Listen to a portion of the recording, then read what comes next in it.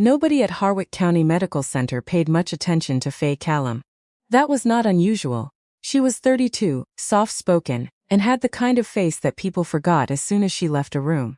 She wore her scrubs a size too large, kept her auburn hair in a braid that was always slightly off-center, and walked through the corridors of the hospital, the way water moves through a pipe, purposeful, quiet, taking exactly the space she needed and not 1 inch more.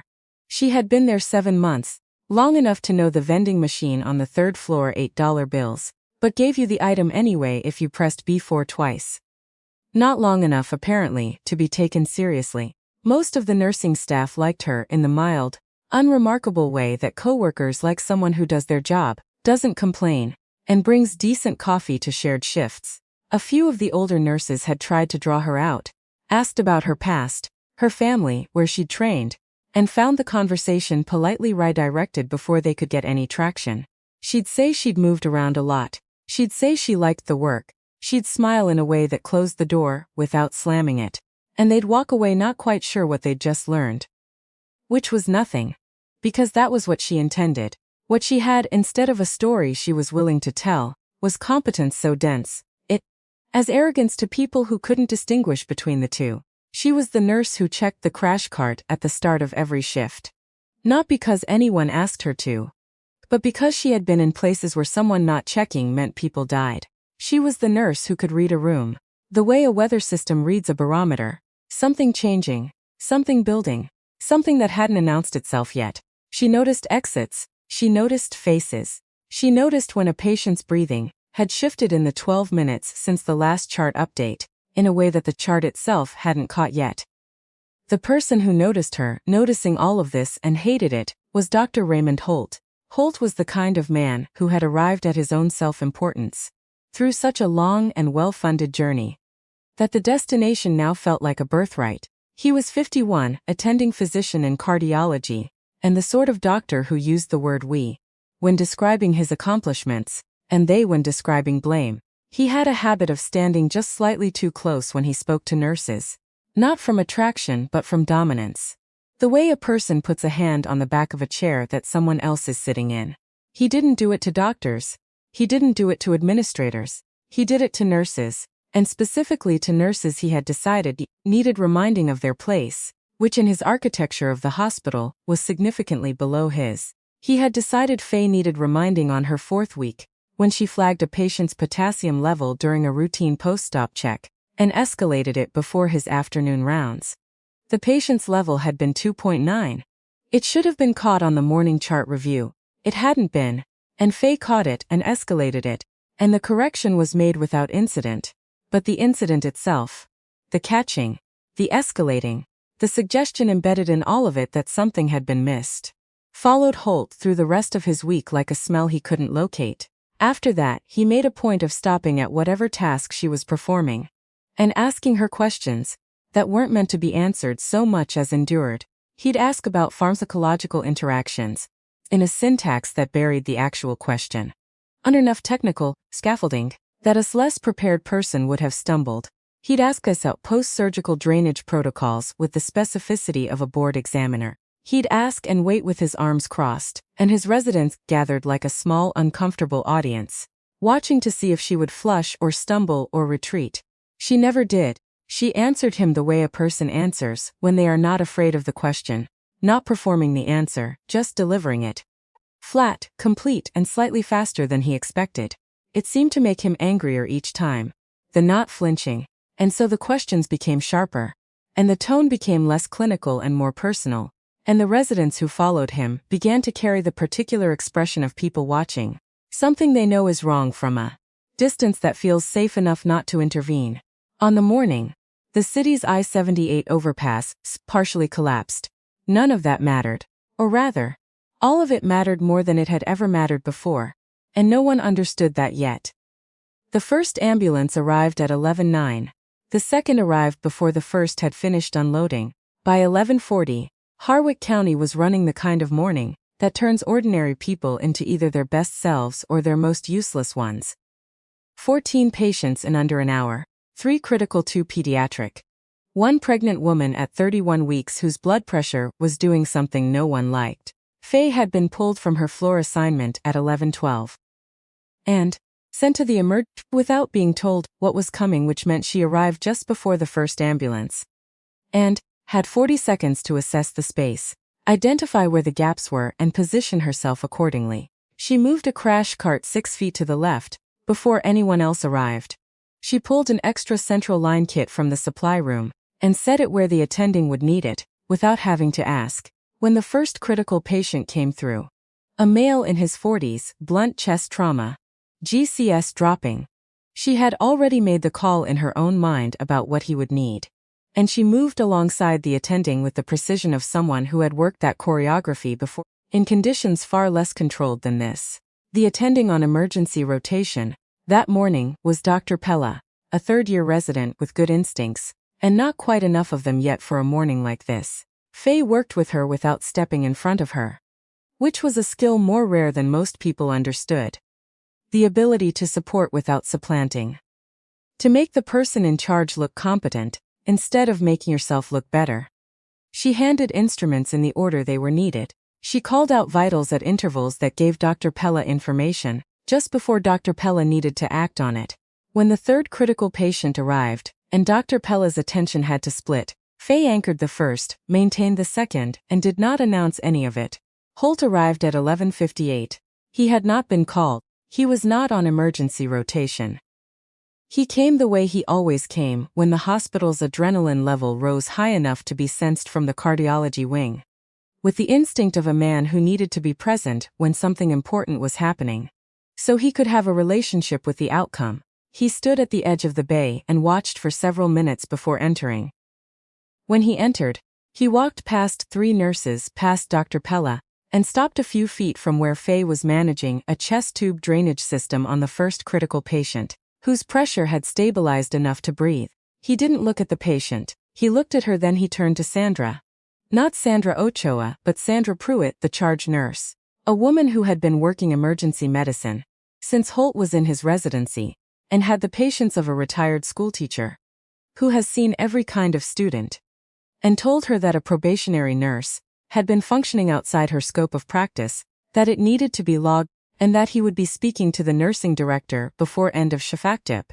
Sandra Pruitt looked at him the way she had looked at 100 men before him who had walked into her bay, and told her what needed to happen in it. She said Faye had been well within her scope at every documented moment. She said the morning would have gone considerably worse without her. She said that if he was going to log anything, he should make sure he had his timestamps right, because she did. Holt said it wasn't Sandra's determination to make. He said it, in the calm, measured tone that people use when they want to sound reasonable while doing something that isn't. And then he said something else, half turned away, pitched low, but not as low as he believed. Something about how some people came into nursing for the right reasons, and some people came because they needed a controlled environment where someone else made the real decisions for them. And that, in his experience, you could tell which was which in the first 6 months. Sandra went still. Faye, 12 feet away with a suction catheter in her gloved hand, heard it. She did not turn around. She did not put the catheter down. She completed the suction, noted the output, replaced the catheter, stripped her gloves with the practiced twin motion that produced exactly 2 sounds, and walked out of the bay and down the hall and into the staff locker room at the end of the east corridor. She sat down on the bench in front of her locker without opening it. She put her hands flat on her thighs. She breathed the way she had been trained to breathe, in situations where breathing was the only variable she could control. She had been in places Raymond Holt had never been. She had been in places that didn't exist in any filing system he would ever access. In countries whose names she was still technically prohibited from saying in certain contexts. Doing work that required the kind of decisions that didn't come with a second opinion or a review committee.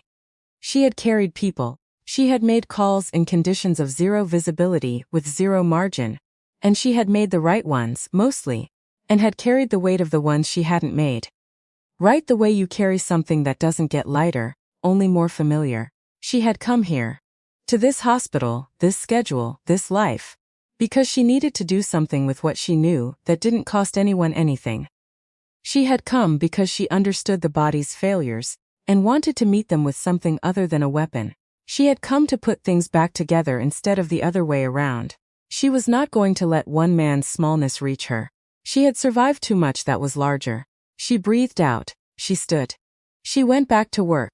She had no way of knowing that the decision she had made 14 months earlier, a decision made in 30 seconds, on a payphone, in a city she was passing through, was about to follow her here.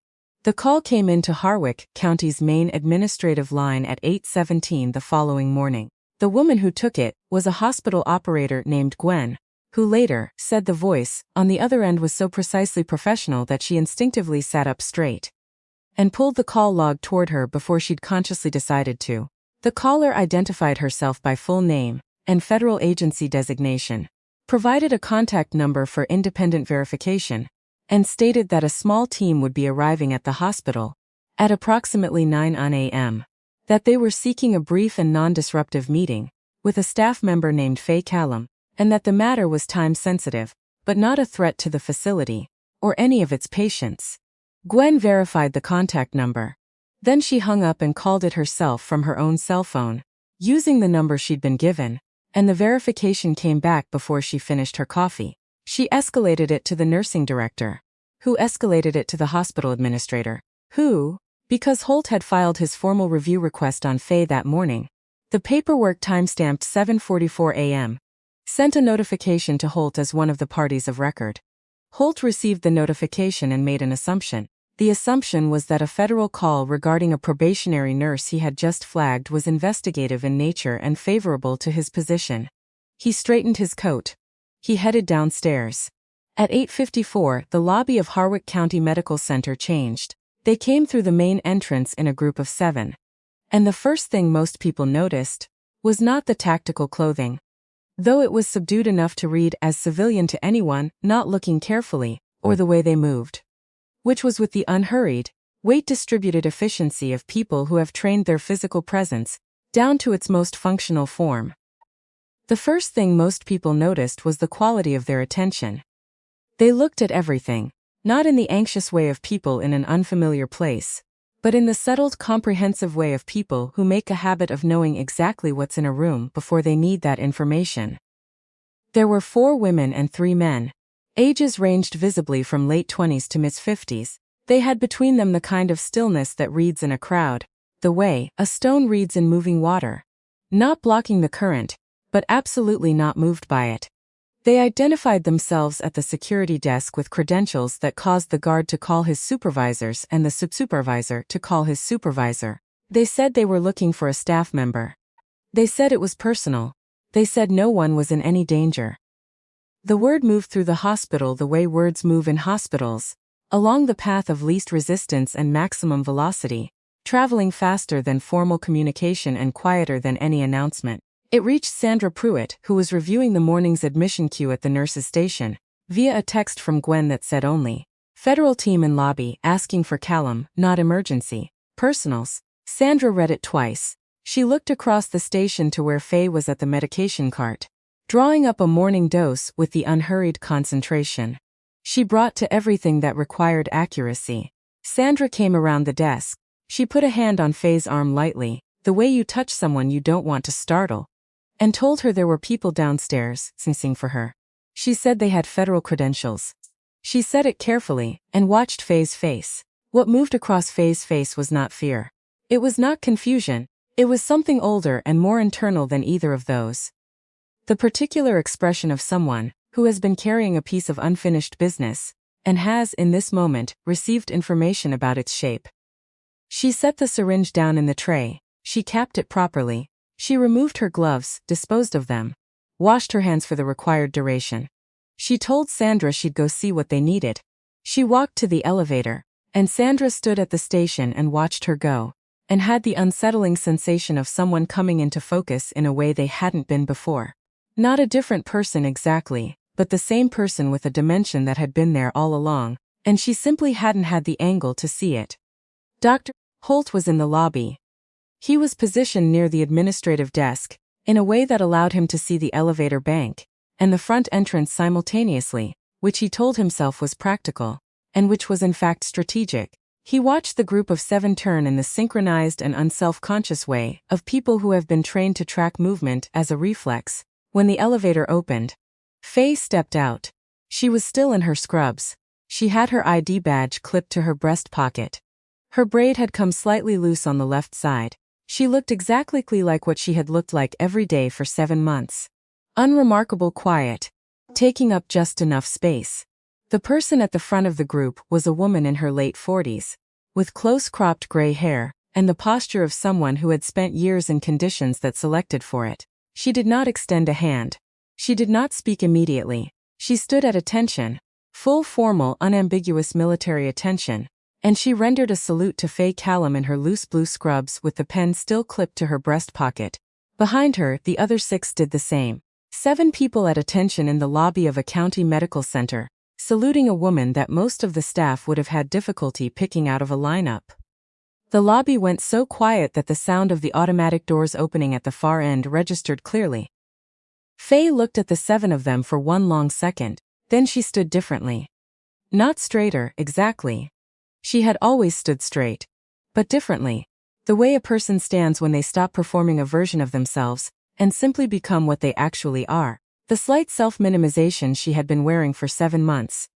The practiced smallness that people learn when they have been told, by environment and by individuals, that their presence is tolerated rather than wanted.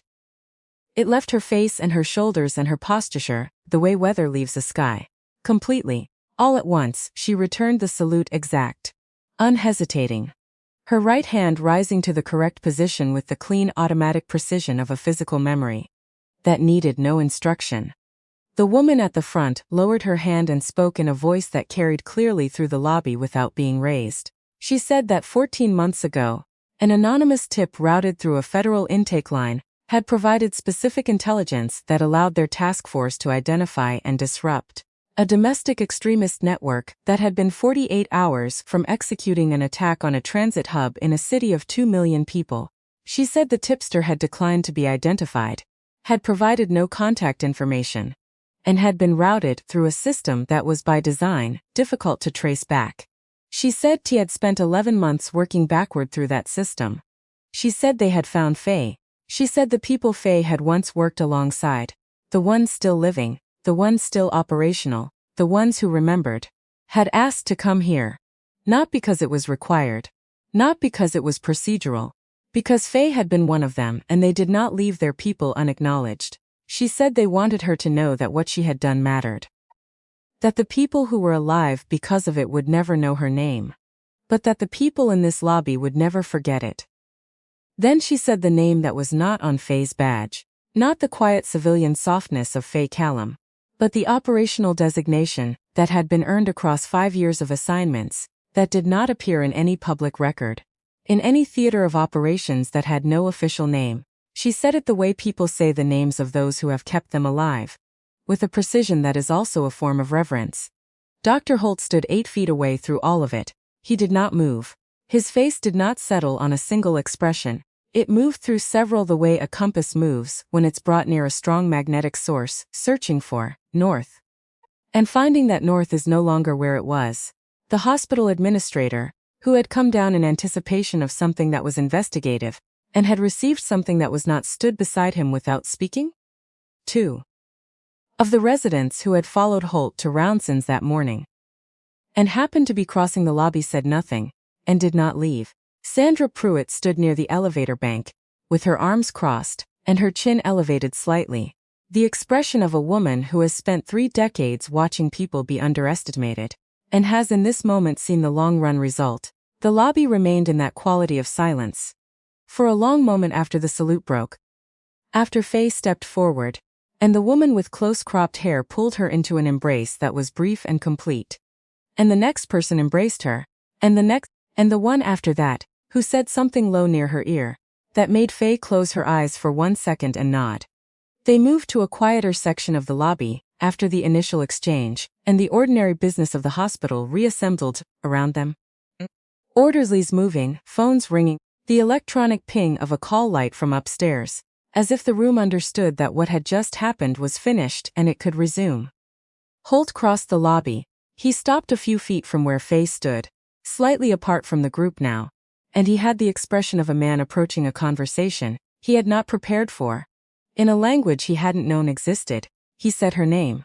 She looked at him. He said he hadn't known. He said it as if it were exculpatory, which it was not.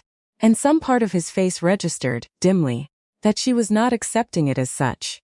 She said she understood that. He said he may have been too quick in his assessment of her capabilities.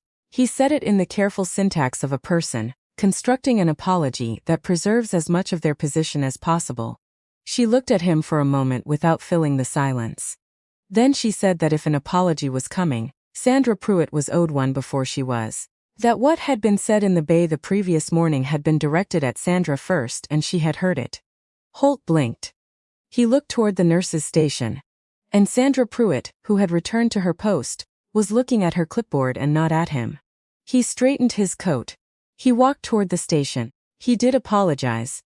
Sandra told the story afterward with the specific satisfaction of someone who has waited a long time for a particular thing to happen and found the actual event better than the anticipation. The afternoon moved the way afternoons do after extraordinary mornings. With the slightly stunned normalcy of an institution recalibrating, the nursing director withdrew the formal review before noon. The administrator sent a meeting request to Faye's personal email that she had not yet decided whether to accept. Dr. Pella found her in the supply room and said, without ceremony, that she'd learned more from working beside her that morning than from the previous 3 months of rotation. And that she hoped they'd be in the same bay again. Faye said she thought that was likely and meant it. None of it changed her. She finished her shift. She changed the IV bag on a patient in room 14, who had been waiting longer than he should have, because the morning had been what it had been. She restocked the cart she'd depleted during the emergency hours. She updated her charts with the sequential unhurried accuracy she brought to documentation even at the end of a 14-hour day. On her way out she stopped at the room of a woman named Mrs. Ferenczi, 78 years old, 3 days post-hip repair, who couldn't sleep and had pressed her call light. Not because anything was wrong, but because the night felt long. Faye sat in the chair beside her bed for 11 minutes. She didn't say much. She didn't need to. Mrs. Ferenczi talked about her daughter in Phoenix and the garden she was planning to start when she got home. And Faye listened the way she listened to everything. Entirely without reservation. As if the information mattered because the person offering it mattered. With when she left, Mrs. Ferenczi was asleep. Faye clocked out. She walked to the parking garage through the particular hush of a hospital at shift change, when the building holds its breath between one set of hands and the next. She sat in her car and she didn't move for a while. The garage was gray and still and the fluorescent above her flickered once and held. She was not the same person who had walked into this hospital 7 months ago. She was not the same person who had walked out of the last chapter of her life either. The chapter with no maps and no names and no margin for the kind of fragility that being human requires. She was something in between maybe, or something that had decided the distance between those two versions of itself was not as uncrossable as it had seemed. She had not come here to be found. She had come here because after everything she had been required to carry, she needed to spend whatever was left putting people back together. Not in the dark, not in the unnamed places, but here in the fluorescent ordinary of a county hospital, where the work was real, and the stakes were as high as they had ever been, just measured differently. She started the engine. She was not done. She was in fact still very much at the beginning of something, and that the beginning, the still becoming, the being in progress, was something she had not let herself believe in for a very long time. She let herself believe it now.